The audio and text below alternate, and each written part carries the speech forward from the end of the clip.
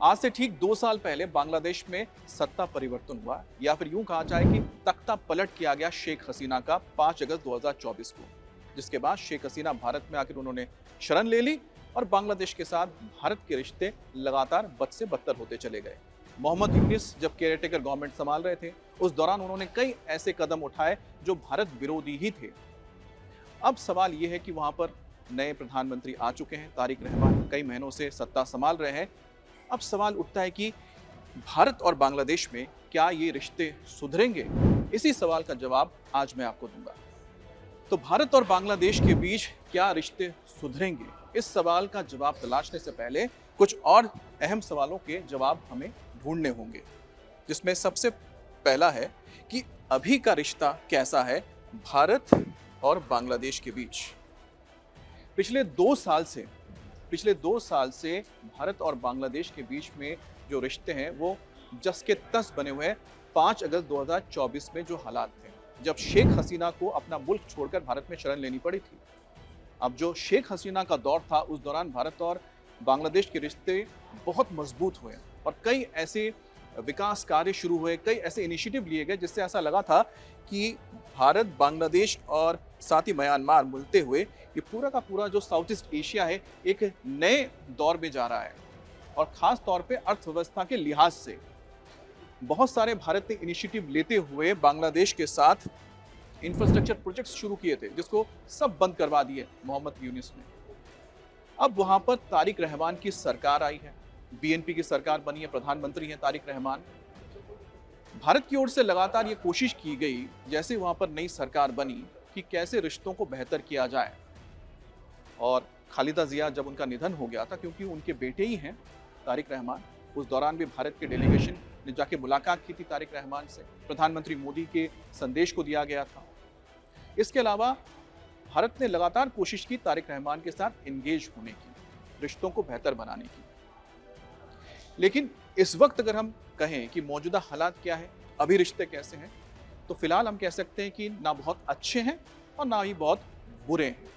लेकिन जरूरत है कि इस रिश्ते को कैसे आगे ले जाया जाए, पॉजिटिव यानी कि बेहतरी की ओर। दूसरा सवाल, कुछ महत्वपूर्ण बैठकें अभी क्यों हुई हैं?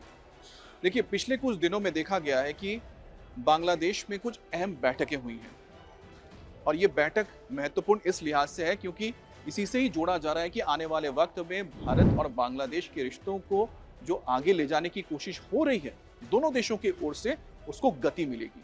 तो उसमें सबसे पहली मुलाकात किसकी हुई?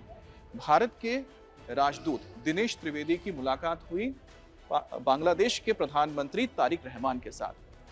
6 हफ्ते बतौर कार्यभार संभालने के, बतौर राजदूत भारत के बांग्लादेश में कार्यभार संभालने के 6 हफ्ते बाद तारिक रहमान से ये पहली मुलाकात रही दिनेश त्रिवेदी की।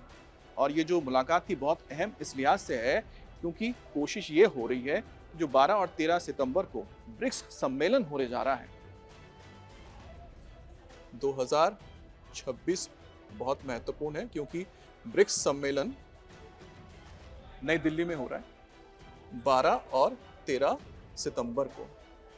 अब इस बैठक के लिए तारिक रहमान को इनविटेशन भेजा गया है क्योंकि वो बिम्स्टेक के प्रेसिडेंट हैं इस वक्त और भारत भी बिम्स्टेक का सदस्य है, इसी वजह से उनको इनवाइट दिया गया है। लेकिन अभी तक इस पर कोई जवाब नहीं आया है।